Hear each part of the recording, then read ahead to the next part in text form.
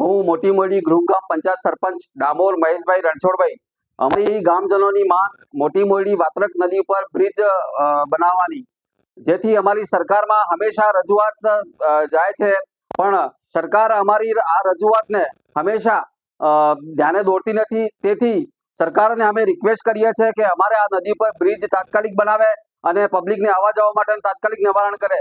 હવે આજના તમે મેસેજ જુઓ છો કે જેમ કે મતલબ ગામજનો મને રિક્વેસ્ટ કરી કે આ નદી ઉપર આપણે કંઈક જવા માટે વ્યવસ્થા સરપંચશ્રી કરી આપો. અમે વ્યવસ્થા માટે ગામજનો ભેગા થઈ અને આ નદી પર એક લોકલ બ્રિજનું આયોજન કર્યું છે. આજુબાજુ ઘરના તૂટેલા લાવીને આ નદી ઉપર કાંકરો દ્વારા પાળ બાંધી અને પબ્લિકને આવવા જવા માટે એક રસ્તો બનાવ્યો છે.